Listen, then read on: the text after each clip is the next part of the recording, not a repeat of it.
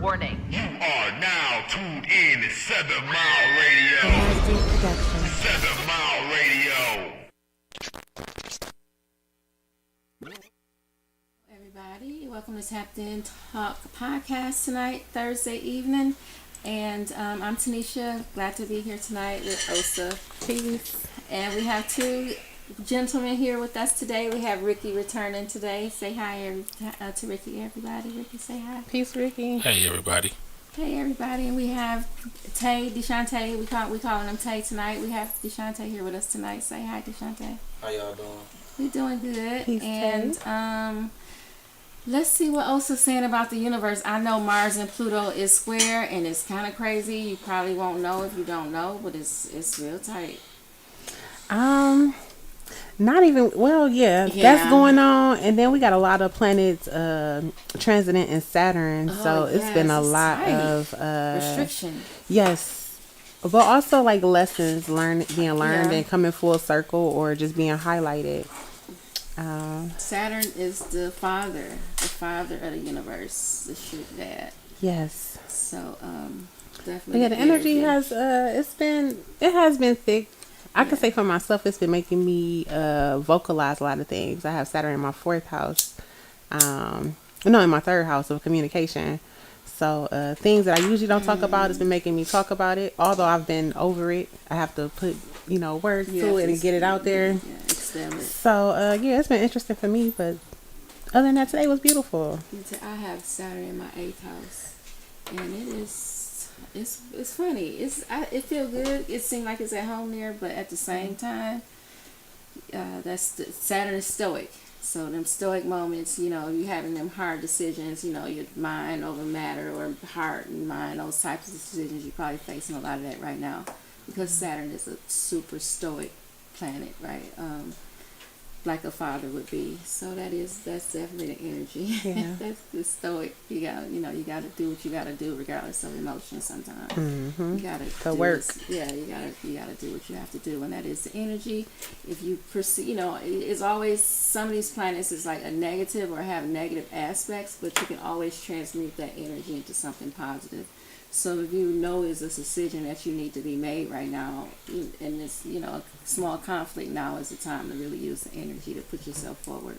Mm-hmm. So, so that's our little intro on our universe and planetary things. How y'all feeling today, Ricky? How's your week been? My week has been okay. It's been good. I lost a couple parlays, but I'm alright. Oh, that Boston! I'm so excited about Boston, y'all. I'm telling you, I've been a fan a long time, ever since Ray Allen. I was a super fan after Ray Allen, but before Ray Allen, I was like a mild fan. But after that series, I was a super fan. And Deshante, why you shaking your head? You don't like Boston? You think Dallas is gonna do what? I don't want to talk about it, man. They're not gonna get swept. I wouldn't put away my broom last night. Kyrie, my boy, and Doc is my boy. So I don't like how they getting did right now. Oh, right. You mean how they doing themselves right now? Well, I mean, Boston, they got some. They got hey, they got some work. They got some work. So we're gonna get into our topic, and our topic this evening is Men's Mental Health Awareness Month. So it is June, and we do want to bring awareness to men's mental health issues and acknowledge that this month is Men's Mental Health Awareness Month. Mm-hmm. And just like, y'all, we support breast cancer, and everybody turn out, and this is a big, celebration for people who overcame, those who are going through. We want to give equal celebration and awareness to this cause as well, because men's mental health is It matters. Is primary above. It's the pinnacle of our community, right? I mean, it's absolute the pinnacle of community within itself, because we need men to be in their places and functioning at the truest capacity and potential. And so we definitely want to open that topic up for discussion. Osa, I'm just going to give it to you to have some ideas and theories or whatever on it. As I was saying, it's very important for us to highlight men's mental health. I mean, I know right now in the world it's a lot of gender wars and men feeling like women don't listen, don't understand them or try to understand them, and they do speak a different language than we do as women. So for men to be able to have a space to be able to be seen, to be able to allow whatever mental process they have that's going on to be heard, I think is key. Men need to be heard too. We, of course, as women, we want to talk and we want to be heard, but men need to be heard too. So I definitely wanted to dedicate this podcast to men. And I'm happy that we have two brothers here who can share their insight as well on why it is so important. So. Deshante, why do you think mental health awareness for men is important right now? Because I have mental health issues, and I've been dealing with it since a child, as far as I can remember. Growing up, I've been on meds forever, as I can remember. So I have PTSD. Been traumatized through a lot of stuff. I've been in prison for 14 years and just came home in February. So. Welcome home. Thank you. I appreciate home. that. You're welcome. So important. Yeah. And Ricky, how do you feel like mental health awareness is important for men right now? I think it's important. Mental health awareness is important just as much as physical health awareness. Absolutely. Before we started the podcast, we were talking about how we don't put them on an equal level. Like, we'll sit down, like, he just said, like, hey, I got PTSD, I've been taking my meds, I've been doing this. He's actively working past everything. He's not to be like, oh, well, I got PTSD and that's just how it is. I just wild out sometimes. He's not doing that. We never do that with health. We almost never do that with health. Nobody says like, oh, I got diabetes, so I just eat right and it's good. If you do that, you're gonna die sooner than later. Right. But if you say I got diabetes, I watch what I eat. I take my insulin. I take my blood sugar before every meal. That's active steps that you're making to try to beat the disease. And a disease is not necessarily anything that's like wrong or bad. When we sit and say that we have mental health issues, like if you break down the word, it's just a dis-ease. Like that's it.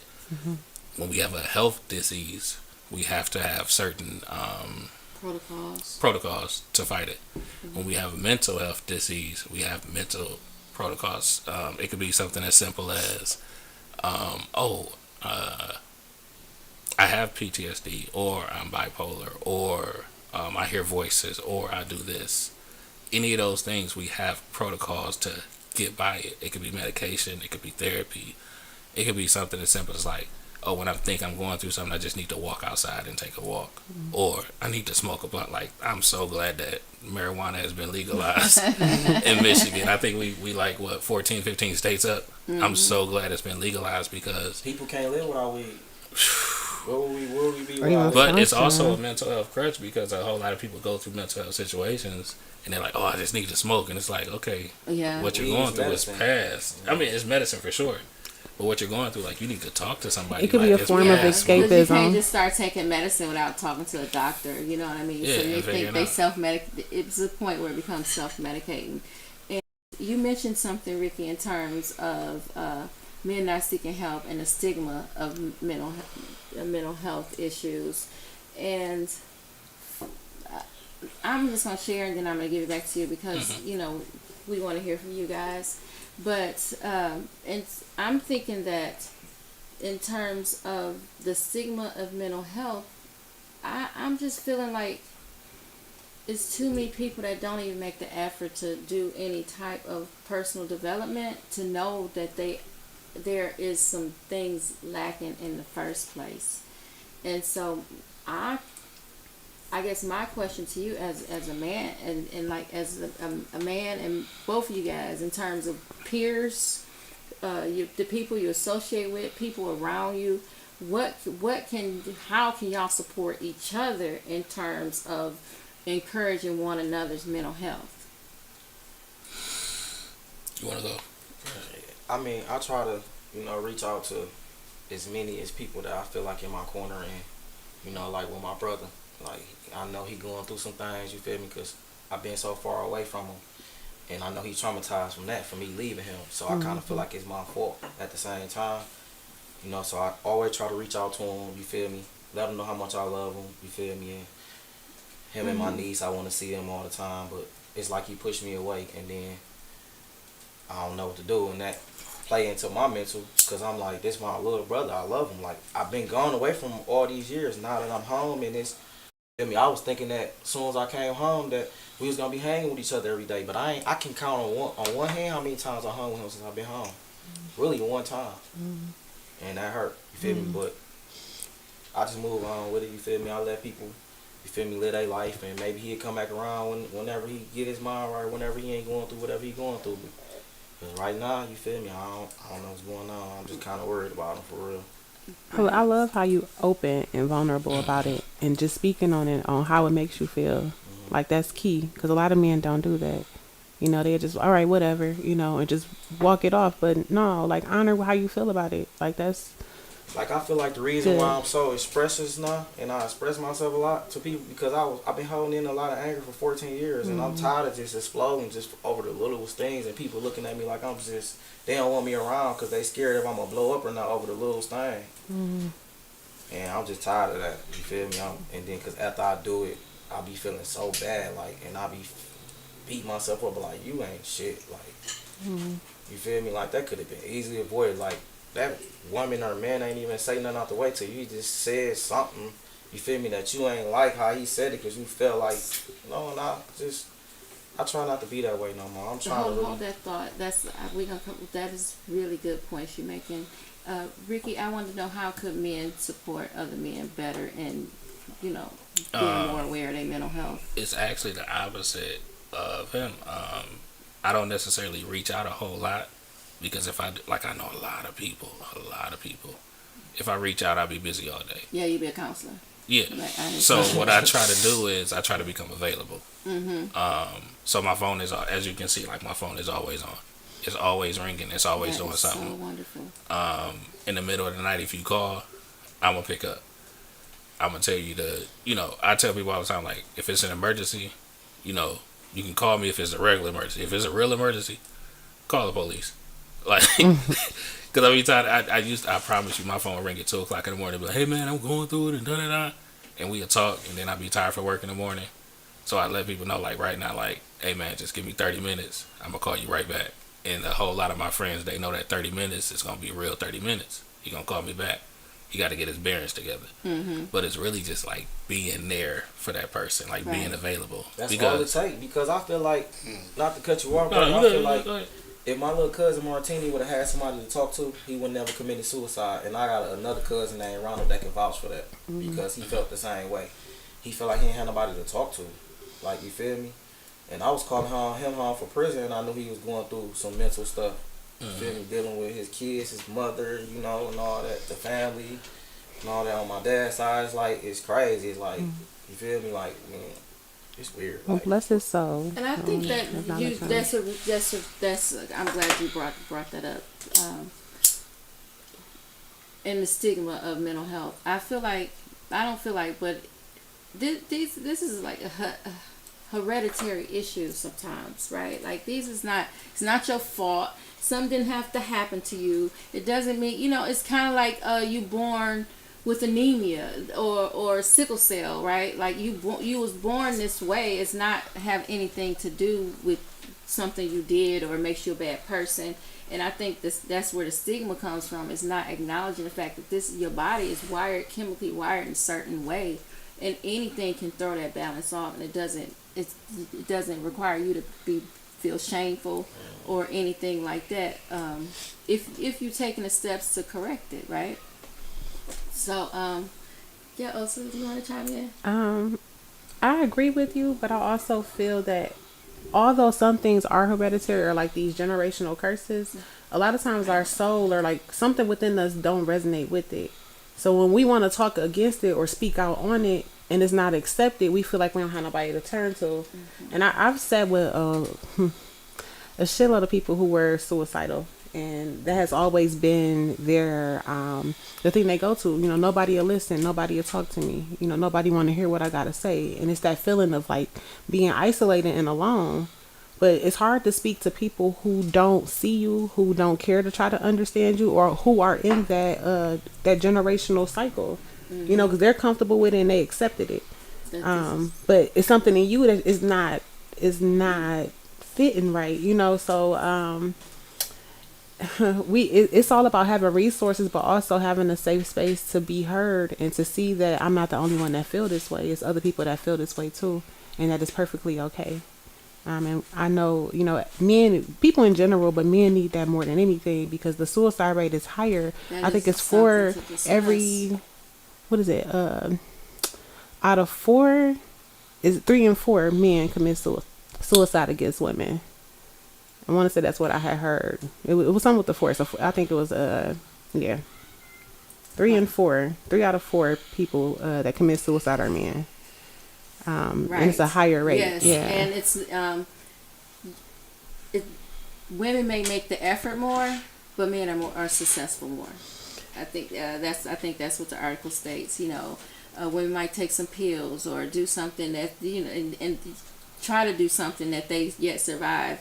Whereas men are just gonna get a gun and be done with it. You know, like they are successful. Because as more. women, we talk. You know, we gonna call up our homegirl. We gonna tell them what's bothering us. We gonna vent off. Men feel like it's weak to vent or to be that vulnerable and that open. So it's all these different, concepts that hold a man back from fully just being himself. And that's mostly what I see with men. I can't really speak. Maybe the men, y'all could chime in more to validate that. I can't necessarily speak too much on a person. Like I don't, like I said, like I haven't been to therapy. Most of my work life has been nursing and psychology, like psych nursing in particular. Like I've even done psych nursing in prison, and it's like I get a chance to look at people's lives, and it's not just like, oh, I'm looking at 1 and 1. No, I'm looking at 30 people right now who are in this building right now because they just can't make it outside, or people from the outside think they can't make it outside, so now they're in here. They're in this psych ward right now. So it's a totally different monster to have to talk about when it's like, oh yeah, da da da.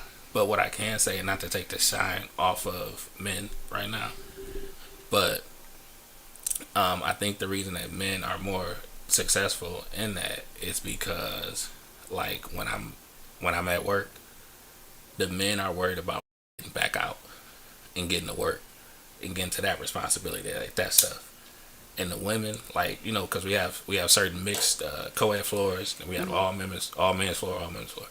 The women, they on the phone all day, and they're like, I gotta get back to my babies, I gotta get back to the house, I gotta get back to this. And it's just different responsibilities that, like, I would rather, if I had a choice, I would rather go to my nieces and nephews than have to go to work. And it's like, if men look at it like, man, all I have, because some men, that's all they have is work and home. And home ain't a happy place because, like you said, like, we can't even voice our thoughts at home because guess what? Oh, you a weak ass nigga, or you ain't no man, or you going crazy, you doing this, you doing that, and it's like that in your ear, and it's like, baby, I just need you to listen to me. Like, shit is hard right now. They at the work and they fucking with me right now, and I just need you to be soft for me right now. I need you to be soft, and it's just that hardness at home. And it's not saying that women are all hard at home, but or just in the streets, like, you tough and you around your niggas all the time. You can't be saying, and excuse my language, I know it's a whole lot of people watching, but you can't be saying like, man, I just feel like this. And your niggas gonna look at you weird, like, you feel like, what? Like, you soft right now, like, man.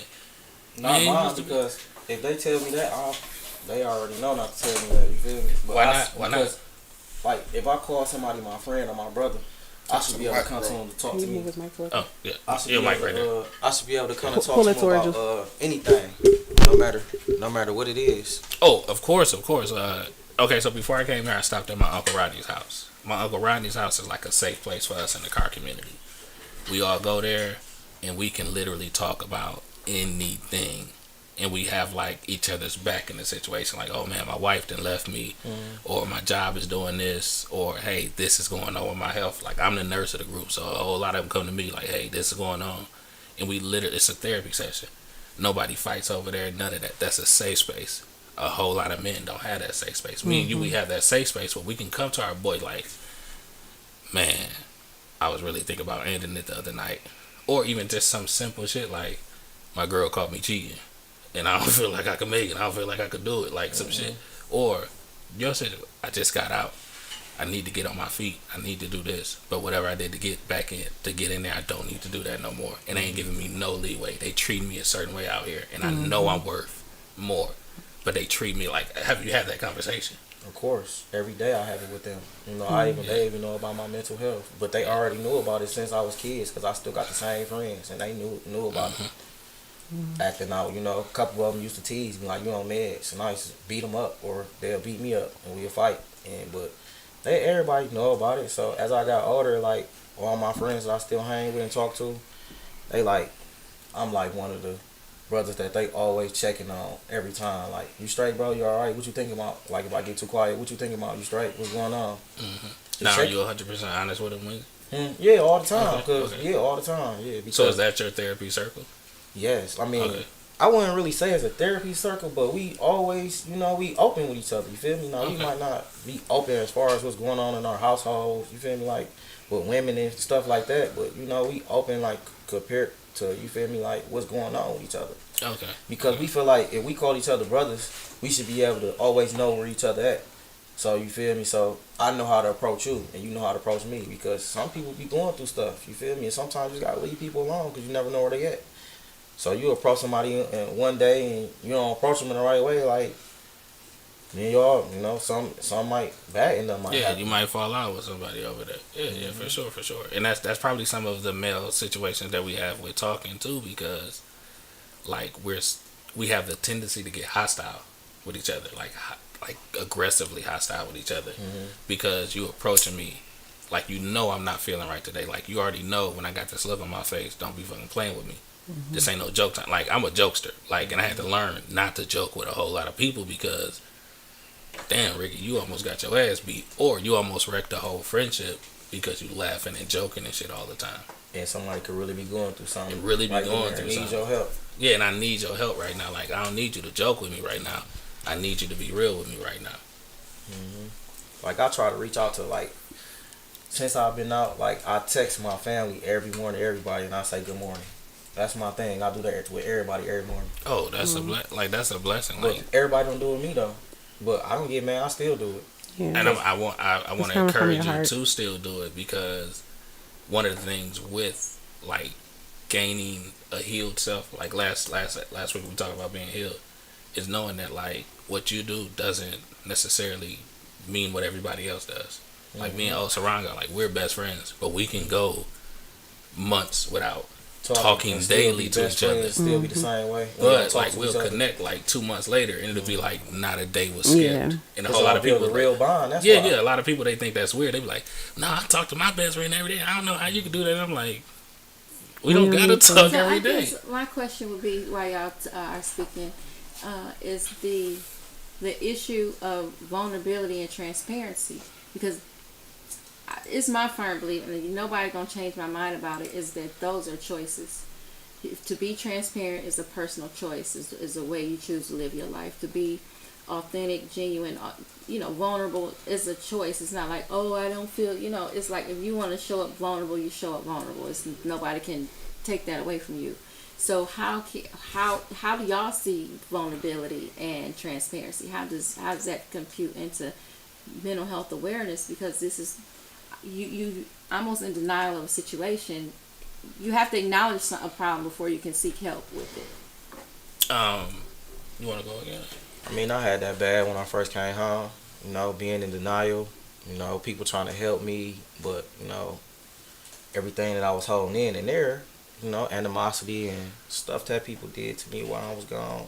Thinking about it, and every single day waking up, you really don't have a lot to do in there. So it play on your mind when you, because you so focused and thinking about getting back to the other side. So you think about what everybody else doing, even the smallest stuff. Oh, he ain't put this money on the phone, so I'm gonna holler at him when I come home and about that and tell him how I feel. And I was doing that type of stuff when I came home, and people was just looking at me like I'm just a prison nigga. Like, what's wrong with you? Like, even my own little 20-year-old sister, and I had to talk to her and really understand yesterday, and we, got to understand it now, because That's good. I didn't, you feel me? I didn't know I was like that, but after being in there for so long, program, I wouldn't call myself institutionalized because I didn't get stuck on being in there and cherishing that stuff, but it was just a program. I just came home programmed to the same thing and seeing how society was whole different. Like you could buy weed, go in the store and buy weed. I mean, yeah, and that was institutionalized. Yeah. Right? I mean, you Yeah. may not feel like it, or you know, what I mean, want to accept it as far as your standpoint of what you feel. But like the fact that you came out and like you say, it's a whole different world, and you so accustomed to what you was how you was living in there, you was like still trying to function with the terms and conditions of what was going. That's what it is. That institution. That's institutionalized. That You know what I'm saying? institution. Yeah. And that learning curve that you went through and probably still going through about certain things was you working yourself out of that institutionalization. It's You know what I'm saying? programming. Programming right? basically. You don't have to be in prison, be in prison to be under some type of weird ass program out here. Like these Yes, algorithms got get you going. You know what I mean? Like you seen it. It's the same. Like it's dare I say it, right? Social media, Man, that's a whole right? institution. Imagine if that shit just we've seen it before. What happened when Facebook go down for a day, right? Or when the internet goes down for, you know what I mean? How just think about people still try to continue to function in the, in that arena. It's Just think if they I know took it'd be hard for IG, me. Shit, I Facebook, got a and all that whole away big business forever. online. Yeah. Yeah. How would that be if they took Facebook, IG, all that away? Oh, they took it away for a day. Facebook I'm talking about and forever though. forever. I mean, Yeah. because like You you, know said, what? some people that's how they make their bread They and would- butter. A You know? lot of people mental health hide behind those damn profiles. We was talking about that. You know what I Yeah. That mean? part Now, too. it's pros and cons Talk to about that, it. right? And it wouldn't be all positive because again, like there's thousands, if not millions, of people that's employed directly from the internet itself. Not only just how Right, it's the e-commerce. small businesses that are fueled by it, that's another conversation. But we're talking about this But- straight For some employment. people, that's the only way that they socialize too. So we become so disconnected where we don't really connect person to person no more. Everything is done through the internet. So without having the internet, people don't have their identity anymore. They don't have that connection to other people, that conversation, even checking up on other people. Like we use that to check up on our friends instead of actually seeing them or calling them directly. And the science does show that social media does intentionally manipulate or attempt to manipulate our mental health and our mental status. I wish I could leave Yeah, I it mean, alone. You right? I see mean, the- they If we intentionally. compare You see for the sure. algorithms and certain Came over, got things. addicted. I wish I could. I was out on Facebook and went on, but Instagram went out on, but I wish I could leave that alone. But it's addictive. I wish I could leave it I'm gonna alone. tell you, like, it's a whole lot of people that I need to take a social media break, and I really be understanding them because, like, I look at some social media, and I'll be like, I'll get upset, like not shaking upset, but I'll be like, I know this motherfucker didn't just do this. I know they didn't just say this. I deactivated my Instagram. You know how long it was before I Activated again. How what? an hour. Had to get back. Now, I got a question now. What's on your Instagram, like your Explore page? What's on your Explore page? You got the Instagram models, or you got the cars, or what you got? What No, you I got see pictures. majority in your timeline when you're Yeah. scrolling your I mean, I got my cars on there. 'Cause Okay. I'm into cars. You guys, my mama. I've been in the cars forever. Like Okay, so I don't mine care is about kind of the like girls. the same. Like mine's are like it'll shift. It'll be like a whole bunch of jokey cartoons, and then it'll be cars, and then like recently, like it's just been a whole bunch of Instagram models, and I was like, I ain't even been looking at no booty shaking videos. Like, most of them be fake though. oh, for sure, most for of sure, them be for fake. sure, for sure. The AI crazy. At least y'all got hip to that. Yeah. Yeah. Okay. Can you ask the question again? I forgot what the question was. Let's see, what was the question on the floor? You recall? I Osa? don't. I forgot. What did You you said just you said how do social. We were talking about social media. transparent. Transparency. and Okay, vulnerability. yes. Thank you so much. How it's a choice. I 100% agree with you with that. Like as far as me with my transparency and vulnerability, if you follow me on social media, I'm super transparent, super vulnerable. I don't care about being embarrassed. And one of the things is like I be daring people like, who gonna check me? Yeah. Like, and if you do check me and I feel some type of way about it, then guess what? I need to dig. I need to unpack and see why I feel some way about a decision that I made. Like, am I wrong in this decision? Was I right in this decision? And it could be something as simple as, oh, well, you don't have to rent a house. You can own a house or this, that. And like social media has so many different things. And I probably do maybe half of my communicating with people through social media because I'm working a lot. And then I go home. Like, home is my safe place. Yes. Like, it's a lot of people. not until Osaraga came to deliver her baby at my house was when a lot of people knew where I lived. People don't know where I live. Like, before she came, it was 10 people that knew where I lived. And I've been in my house for like 5-6 years. 10 people. No, one of my little sisters don't know where I live. And I love my siblings. But that's my safe place. So half of my communication with people is social media. And I was like, and at first, when I first got social media, it was like, I would put up a facade. Like, oh, I'm this, I'm that, I'm this, I'm that. But over time, I was like, who gonna check me? Right. Like, if I'm dating this girl that this way, or I have this situation with this friend that's this way, not that I go in there and cause trouble, because I don't think I do.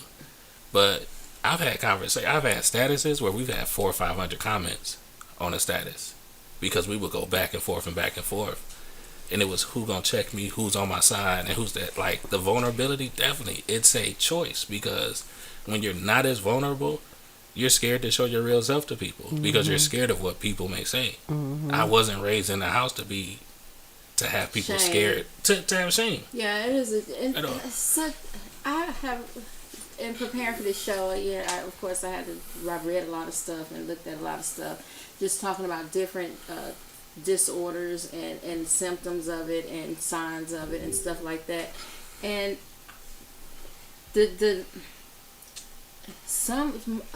there is a trending type energy, so to speak, whereas it's shame. These people have a lot of get built in shame within themselves, and they don't know how to get out of that hole of shame. Now, in the spiritual community, we say, you need to do some heroic doses, you need to do some shadow work, and I guess that should be part of the conversation. What part does spirituality play into men's mental health, and how can that be strengthened, or how is that weakened? Well, I would say it plays a big key, because it helps you to find yourself. The key with spirituality is just owning yourself as a spirit in its totality. So being vulnerable and expressive of self is you honoring your truth. And when you speak your truth, can't nobody argue you down about what your truth is. But a lot of people are afraid to truly admit what they feel, so they have this facade or this mask on because they want to please everybody else. But when you take all those masks off and you left with just your spirit, which is your truth, nobody can negate that. Nobody can challenge that. They may have their own views about it, but nobody can take your truth from you. And yeah, I'm finding that in doing my research, we having this discussion as if it's in a bubble, right? Like, these are just thoughts, but men are acting out on a mental illness. They are causing harm to people. You know what I mean? We can't act like that's not happening. Domestic violence in the household, different things, the finances messed up, self-medicating, escapism, all these things that are sometimes caused by mental health issues. And when your life off track and you don't know how to get it back on track, and you refuse to look at your mental health from a mental health standpoint, I don't know. I need to try to form a question. I don't really have a question, but I would ask Ricky and Deshante just somewhat, how do you deal with the harm that you cause in your mental capacity? Because sometimes you've done something to someone and that haunts you. And then you do something else, or somebody accuses you of something, it's like, oh, they think I'm a bad person, all this. And that just compiles to the point where now you just, you in this full of shameful way, and you're approaching life in a really defeated victimhood type approach, and it's all within like depression, anxiety, PTSD. These are real issues that you might really have that have your perspective of situations skewed. Right? So can y'all speak to some of the actions, behaviors, the acting out and perceiving when help is needed? Absolutely. You go first? I'll go first. I honestly just be real with myself. Like, when shit go wrong, I literally I sit in the mirror and I talk. And I'm like, oh man, you fucked up bad. Like, I say that a lot, like, you fucked up real bad. And I say it like I'm like a father talking to his son. Like, you fucked up bad.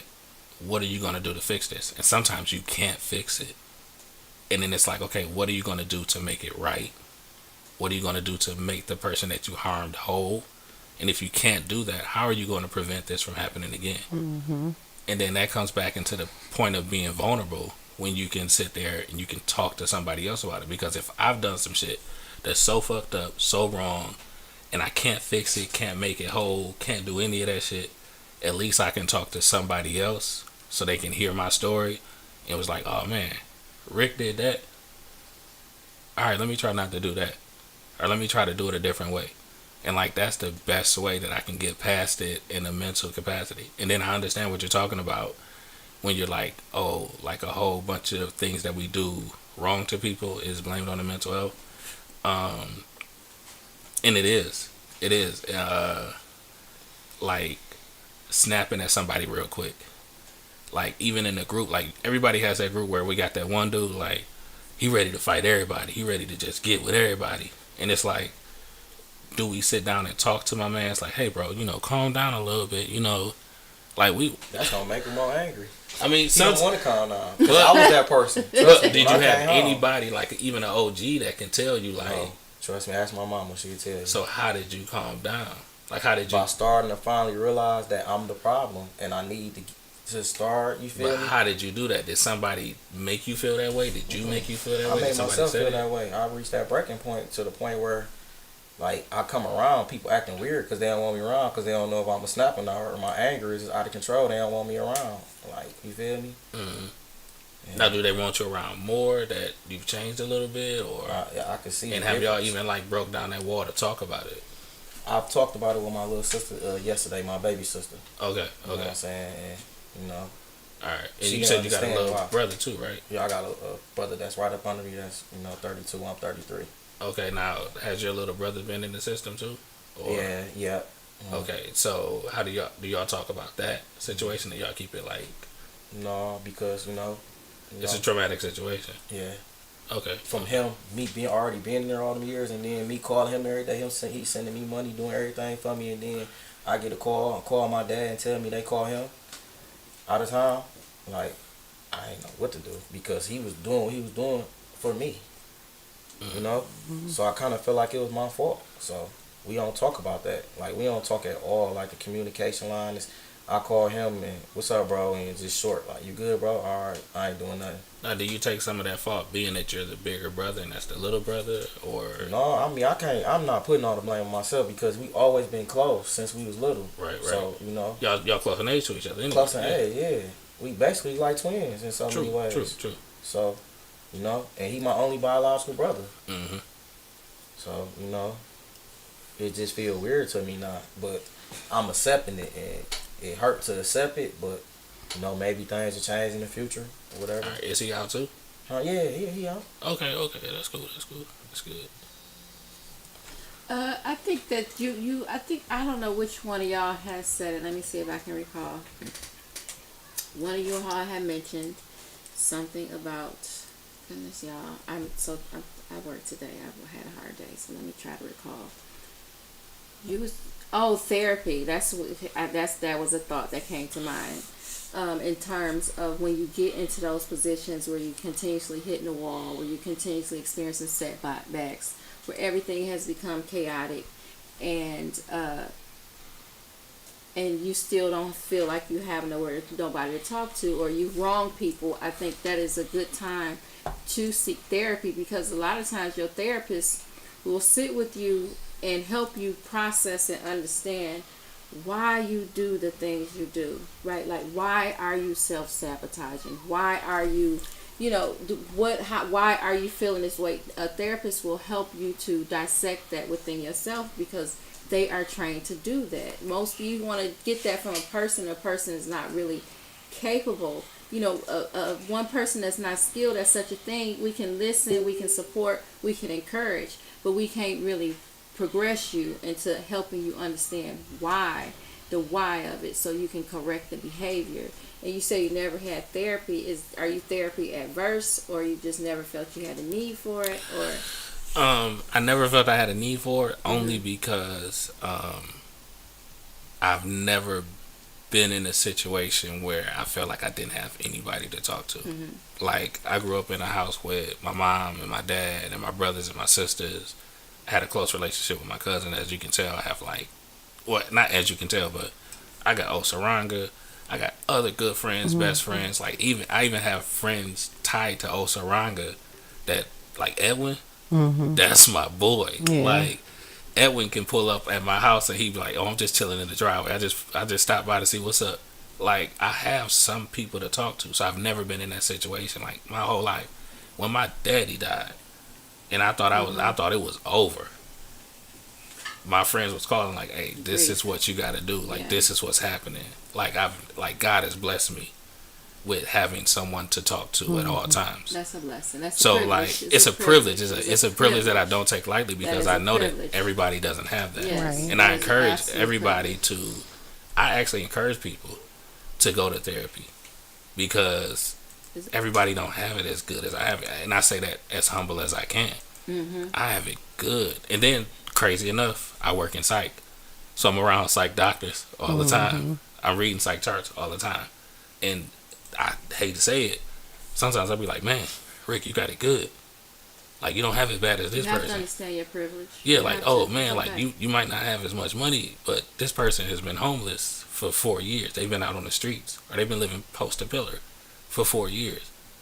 And here you go, you got keys to your house, you got keys to somebody else's house, you still got keys to your mama's house. Like, you can go back to your mom. A lot of people can't do that." And then I look at my faults like, you've lost some people, you lost some things, but those things you can get back. Those people, you have memories. But as far as therapy, I'm not therapy adverse at all because I work in mental health, and I tell people all the time, like, you need to talk to somebody.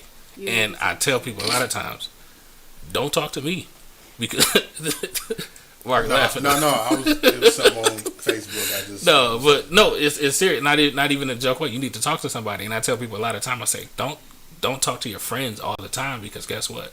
Some of these problems need a therapist. They need somebody who's educated and trained to talk to you through these things. Luckily, in my life, everything has been just like a call away, or somebody visiting away, or just me sitting in the mirror, just talking to myself, like talking to myself and listening, and like, so could you have did it this way? Yeah, you could have did it this way. But if you did it this way, you could, and it'll be hours. Like, sometimes I'm up all night. So Just retrospect and self-reflect. yeah, self-reflecting over good things and bad things, but like, I'm definitely not therapy adverse. Like, I'm down for it for sure. And Deshante, what about you in terms of therapists and that system and how they work and if it's beneficial or what? It can be, depending on who your therapist is, or Well, what do you mean? that's a Why good that one. matter? Because I've been hearing a lot of. I feel you on I've that. been hearing that. Like, Boy, that is so. That's something to talk about. Yes. Seeking therapy and finding. I know a good because I had therapist. 1,000 therapists. okay, so who So was your some of favorite them one? there, Who was your best one? Like, man, woman, I white, black. still remember the one when I was like 12 when I was going to the Northeast Guidance Center on Kelly. I don't remember his name, but I remember he was a tall, black, bald head guy A black like Michael man, Jordan. I And he see. drove an old Benz. And I couldn't wait to go see him. That sound every like time I Womack. went. Huh? It's a guy named Womack. Bobby Womack. No. Listen, my bad. So I said, singer. My bad, right? My bad. No, Yeah, do that. No, it's a guy. He got a book. Something about yes. He The dark Is he skin from guy. here? yes, he's from here, but he lives in Atlanta now. No, I met him during the southeastern. Okay, one of my like, when I business. worked at the school, one of the deans of the school was Bonnie Womack actually, and he's almost like a therapist to the kids because the kids is wilding out, acting crazy, all of that stuff, and he's the only one in the school that can calm some of them down. Him and the principal, of course, and definitely tall, black, bald head guy, and that's another thing with therapy is I'm not. Don't look at me wrong when I say this, but as far as taking care of your health, I believe that's the people that help you take care of your health should look like you and be where you're from. I forgot what the term is as far as therapy goes, but it's like therapy adjacent. Like he needs a black man because he has black man problems. I need to a black relate. man because I have black man problems. And not saying that a white man or a white woman or a black woman can't talk me through my problems, but it's easier to talk to somebody who knows the language that you're talking. Well, I feel like, and I'm just going, let's just be real, right? Because I feel like sometimes I've seen people, I'm in therapy, and they essentially just go and bullshit the therapist. They have they've been in there for an hour. I mean, I've seen it. I did it before. They just go in Because there I and feel talk, like the therapist was bullshit me. and and then play the victim, and then the therapist be like, "It's okay, you just gotta try," and just go in there and bullshit for a whole hour. And the therapist is like oblivious to the fact that they're being manipulated, but they are not. They just letting them play this game on them, knowing that and I don't even know why they do that, but it They seems still to be getting paid. counterproductive.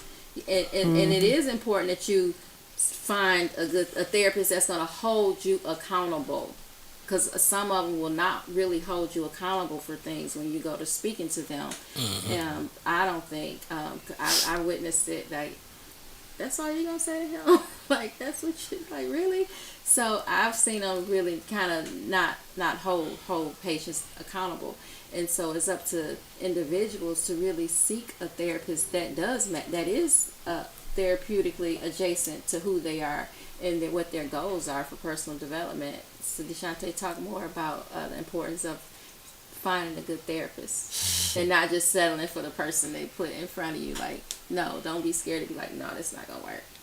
Well, when I had fucked up therapists, I was talking to them about my problems, and I could tell by their body language is they really listen to me or really here to help me and care about me.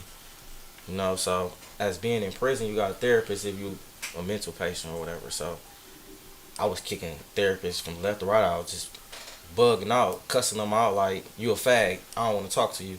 They'd come talk to me when I'm in the hole because I'm bugging out. And I'd be like, get away from my door, fag, I don't want to talk to you.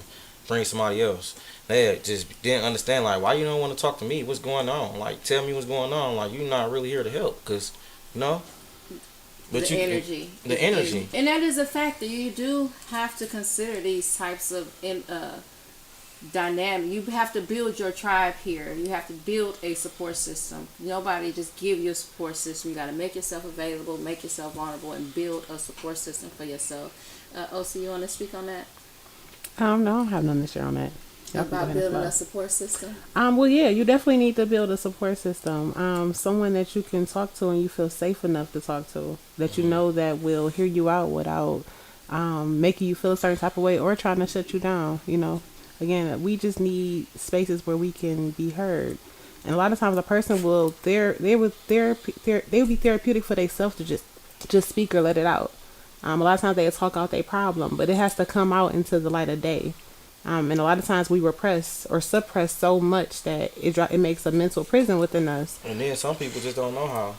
Some people don't know how. Some people This don't. is a true They be wanting to too, cause you could tell like they hesitate when somebody asks them what's wrong with them or what you thinking about, cause you can tell somebody going through something through their body language, and they be like, but Nothing. Nothing. What's wrong with you? Nothing. Mhm. That nothing. Y'all have to stop. Y'all two have to stop doing the nothing thing. Nothing. I'm straight. I mean, It's cool. the nothing. I'm probably tell you what the nothing comes from. Like, the wrong question is asked too many times. Like, the wrong question that people have to stop asking. Like, oh, well, what can I do to help you? Some shit you can't do. Like, so once I tell you what's going on, you say, what can I do to help you? And I'm digging deep in my head. Ain't nothing you can do to help me. So the next time somebody tries to help me, oh, what's going on? Nothing, because I don't want to have to dig in my head again to figure out that I'm at fucking rock bottom right now. Like, he was in the pen. He's going through, like you said, man, I'm counting on this dude to send me some money for this. This happening out here. I just found out my little sister boyfriend broke her heart, some shit like that. So he's sitting there mad and pissed at all that. He get out to go to that. What can I do to help you? Go find my little sister boyfriend and rock his shit. Like, that's the only thing that you can do to help me, but you Right. can't do that. right. So when you come here, nothing. Like, so we have to. Well, what's going on? Like, that's the question we really have to ask. Like, what's going on? And sometimes it helps just to. What I found out when people be trying to make me a therapist Friends out there, stop trying to make me a therapist. Go find you a therapist. BetterHelp works. What is that? Better Health Works. BetterHelp. BetterHelp.com. Like it's and that is a resource, right? Yeah, it's a resource. Share that again for folks. BetterHelp is a resource where you can find a therapist, and you can go through multiple therapists until you find a therapist that's right for you. It is a cost service, but Do they take insurance? I don't know if they take insurance. It's like one of those app services. Yeah, a lot of video calls. Yeah, a lot of You video can find some calls people and in stuff. person too, but it's For video Or you can calls. go on Mac and McDougal to Teen Wellness. That's where I go. Okay. Yeah. Okay. One of the worst therapy sessions you can go to is that wine man in front of the store. He be like, "Give me a bottle at 5:00," and you give him the bottle at 5:00. He tell him your problems. He be like, "You don't need her no way, young blood." No, no, but That's their favorite word. young blood. But definitely That's everything, we say things so light, but it is so true. You do, when you are going through, you do have to be careful of that, who you taking advice from. you gotta Right, be you have careful to who be- you taking advice from. But You gotta be careful who you let close to you. that Yeah. part. But like some of my Like a best motherfucker. advice I got in life was from the psych ward. And people be like, "You listen to them people, they crazy." And I tell people all the time, I was like, "Look, everybody's crazy. It's just we have different ways of dealing with the situation, and some people have different breaking points. Everybody's crazy. Everybody at this table, all of y'all hear a voice in y'all head. Y'all don't even know what the voice sound like. Y'all don't know if it's y'all voice, somebody else's voice, but it's a voice in your head that tells you turn left, turn right, something like that. You hear me? Yeah. So yeah, you hear something. You got that voice It's in your head. subconscious though, for real. Your That's what it conscious. is. Some people be like, "Oh, I hear voices," and I be like, "Yeah, me too." Mine Ain't tell nothing me to but stay. subconscious. Yeah. So, Your gut but feeling. some of the best advice I've had in my life, and that's coming from 15, 16 years of working psych, has been 8 hours out of the day. These men are telling me, "Oh, this is what I did in life, and this is what I did," and I tell them a problem. Hey, man, this is how you handle this, and da da da, and blah blah blah. A lot of There's a lot of highly intelligent people in there. super highly intelligent. You go in there and you thinking that a lot of people, like I said, they boil down that psych ward to, oh, it's crazy people. No, it's mothers and fathers and brothers and sisters and doctors and scientists And gifted people. and poor people and rich people and all types of people. Everybody's crazy. We just have different ways of handling our crazy. Some people need a little bit more help than others. Some people have checked themselves in. You know where that crazy come from though? What? They trauma. Oh, the trauma for sure. Or you know what? I'm gonna tell you this. I was looking at a clip the other day. I hope I'm not taking too much time. Looking at a clip the other day of Marshawn Lynch. He was teaching. He had his little football clinic, right? So he told one of the little boys, like, "Get the fuck up off my field. You ain't getting up. You ain't doing something." So the mom comes and she's like, "Don't curse at the kids and da da da." Us as men, we like, he need that cursing out, because what happens when he becomes an adult and he's getting cursed out by his boss? He hasn't learned how to take adversity, or he hasn't learned how to take that Constructive hardship. criticism. Even less than He constructive can't take that. criticism. He can't take that. So it's the lack of trauma sometimes. Like trauma The lack sometimes of trauma. yeah, sometimes They- trauma builds yeah. character, but that lack of having somebody tell you to get the fuck off the field and you knowing that you're doing wrong and I have to do right. What happens when you become an adult and your job tell you, "Oh, you ain't doing good. We're gonna have to let you go." Now you shooting up the whole office because your ass couldn't send no faxes in time. Right.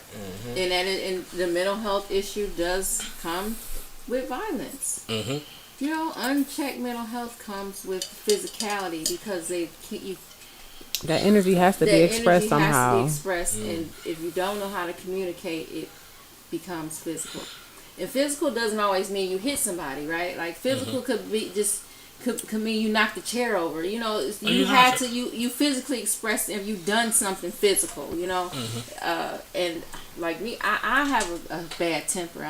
So that's where I got that from. yeah, I have a bad temper. Yeah, I have to watch it, honey. I have to remind myself what's a crime sometimes. But seriously. But so that whole acting out is not always. It could be self-sabotaging, right? It could be internal. They say depression is internal anger. right? You mad at yourself, therefore you depressed. And the violence is the aggression is the outward expression of depression. So a lot of times you seeing people acting out and being physical and being overly aggressive, overly hostile. Those are symptoms, practically symptoms of depression. And then you have other types of things, PTSD. Those types of things. It comes with a really defensive, strong. It creates a really strong defensiveness about a person. And they build up these shells and walls, and they tend to hide behind lies and manipulation and delusion. And you have a lot of people who suffer from PTSD that, hurt people. And that's one of those types of illnesses or mental or mood disorders or whatever that will kind of has a lot of symptoms of hurt people. Because, you got PTSD, but you're hurting people. And you don't understand why you're hurting people, but it's because of your PTSD and those defense mechanisms that you've built up. And I know anxiety is huge. I don't know how does anxiety play out for men? Because I don't get it. How does anxiety play out for men? I think it's a person by person basis. Yeah. I don't think it's either male or female. I think it's a person by basis.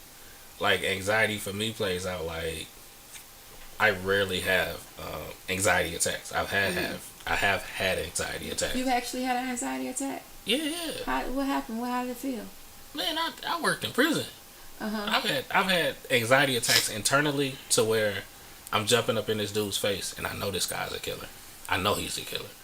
I know that if he decides that he's gonna put his hand on me, like your fear flight. Oh, that fear was in there. I'm not even gonna front. I was scared shitless. Uh-huh. Like when I say shitless, I mean I could not shit. If I could shit, I'd have shit on myself.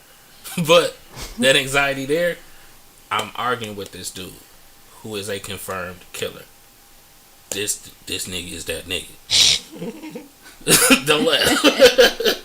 But I know that if I back down, everybody else is gonna see me back down. Mm-hmm. And that fear of being looked at as the softer male, the softer man in the situation, like that made me just like, okay, that buried some of the anxiety. But when I got outside, I was like, ooh, shit, I'm going home. Like I'm drained. I'm drained. Yeah, like mentally it drains you. I drive a lot. Anxiety happens with the driving. But like as men, we kind of tuck that away. Like we're not allowed to break down.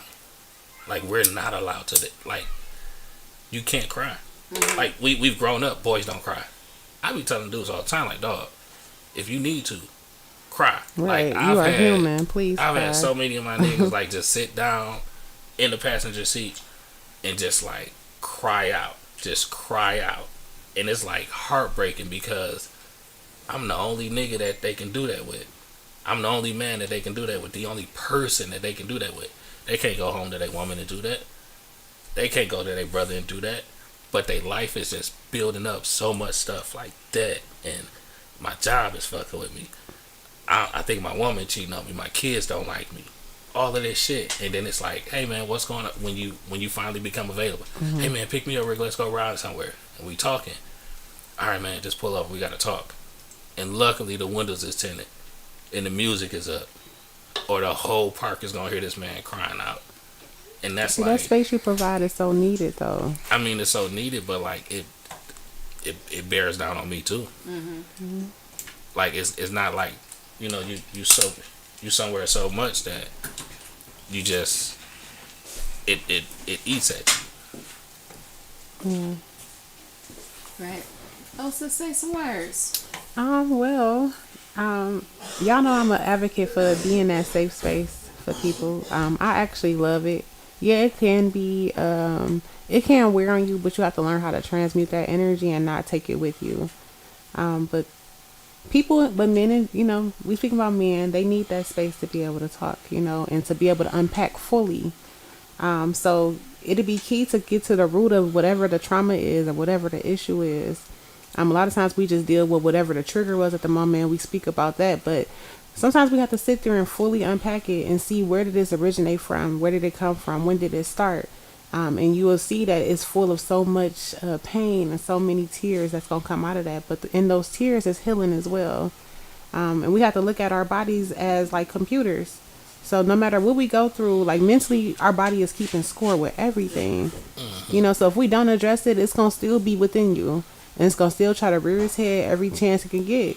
Or if not, you know, as you mentioned earlier about the dis-ease, metaphysically, anything mental will show up in the body and will become a dis-ease. So a lot of our health issues that we dealing with, it all stems from our mental health. So mental health is super, super key to, you know, not only the mental part, but your physical health, you know, your emotional health. So I strongly encourage you to find someone that you can talk to. Ask somebody to just listen. You know, I don't want you to give me no advice. I don't want you to say nothing. I just need to be able to talk and let this out. To vent. Just to vent, just to scream, cry, you know. Shoot, go to the rage room, break some shit. I You just know? go like, go. Yeah, Like, that's a good solution relief. We have so many places in Detroit that, like, this is probably the wrong place to tell people to go, but go by the water. Like, It's for not some the people, wrong place. I mean, not the wrong place, because some people are like, oh, I'm feeling this way. Like, okay, yeah, Yeah. yeah, I ain't trying to fight you from going over that water, but a lot of the times that water be so peaceful, Yeah. like, and they okay, so check this out, they shut the parks down at a certain time. You go to that water when it's like super dark and you can't even see nothing. Like certain spots you can't see anything. You can't see none of the lights over at Canada, nothing. And you just listen to the water just crash up against the rocks and just think and talk, and it's just the most peaceful thing in the world. And sometimes I've sat there for an hour or two just in silence with somebody, or we sit there and we talk. But Detroit has so many things that we can do. We have so many parks and bike, like the DeQuinter Cut. Get one of them bikes and ride that frustration out.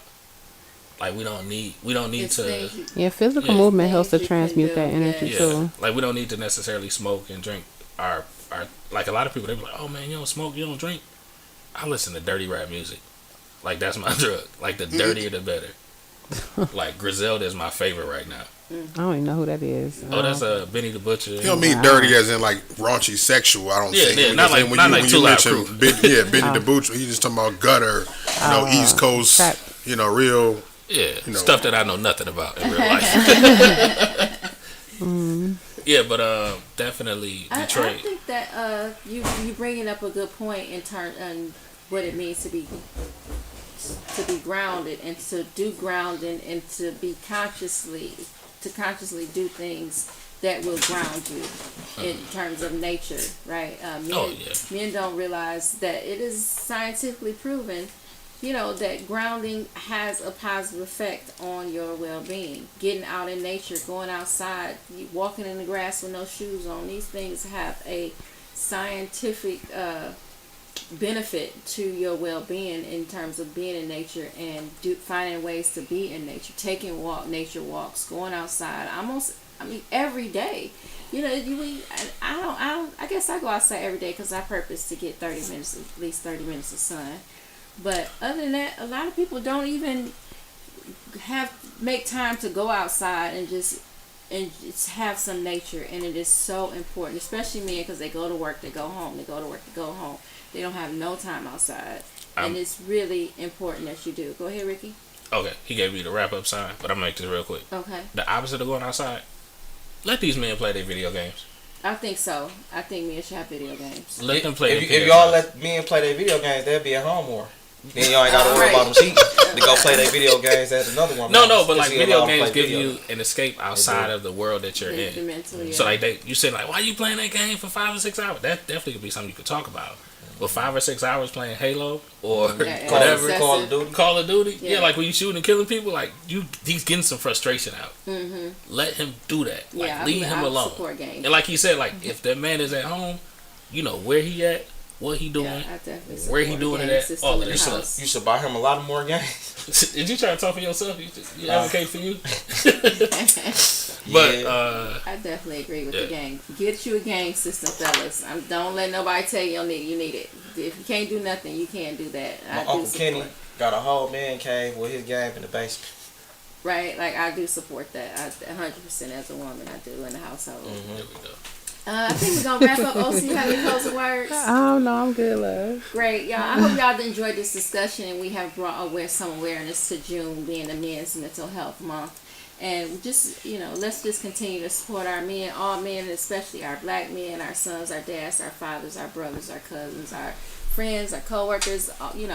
They all have a story, and they all are going through something. And like I said, their mental health is the pinnacle of our community. We need y'all. And we need y'all to be in y'all place. So, yes, do the work, and we support. And that's it. That's it for us tonight. Good night and good day. Peace. Good night. Enjoy, everybody. I hope you all had a good time enjoying and watching the show. I did. All right, well. Warning. You are now tuned in to 7 Mile Radio. 7 Mile